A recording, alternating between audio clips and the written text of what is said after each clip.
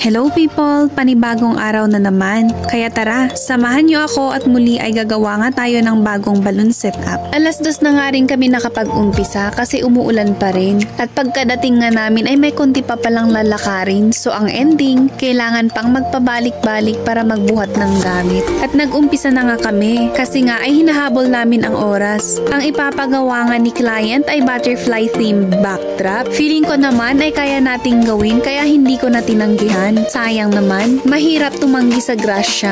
After nga niyan ay tinakpan na namin ng tela yung panel para mag-match sa kulay ng balloons na ilalagay natin. At pagkatapos niyan ay nag-umpisa na tayo sa paggawa ng balloon garland. Bali ito ang inspo ni client. Sabi ko nga kahit hindi ko sana makuha yung eksaktong details, basta nga sana ay maganda ang kalalabasan. Pagkatapos ay ilalagay na nga namin ang balloon garland gamit ang mahiwagang panali. Siguraduhin nga lang na dapat ay maayos ang pagkakatali. Mahirap na, baka mahulog. Pagkalagay nga namin ay medyo anemic daw, kaya naman ay kinapalan namin ng kaunti. Nagdagdag kami ng mga malalaking lobo at naglagay na nga din ako ng maliliit na balloons para nga ay mas gaganda pa. Pagkatapos niyan ay ilalagay ko na nga ang styro butterfly natin gamit itong pins. Since hindi naman ganun kabigat itong paru-paro, feeling ko naman ay kakayanin ng pin yan. At pagkatapos ay ilagay naman natin itong styro mushroom. Wala yan sa inspo ni client pero ilagay pa rin natin para kahit papano ay maiba ng kaunti. Itong styro butterfly at mushroom nga pala ay ginawa ko noong first birthday ng anak ko. Bale isang beses ko pa nga nagagamit kaya tinago ko.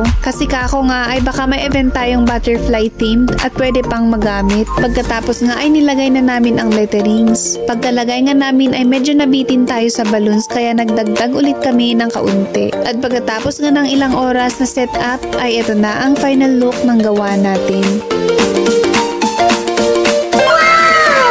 Para laging updated sa ating video, i-follow lamang ang ating profile page. Huwag din kalimutang i-share para maibahagi sa iba ang ating video. Maraming salamat at hanggang sa muli. Bye!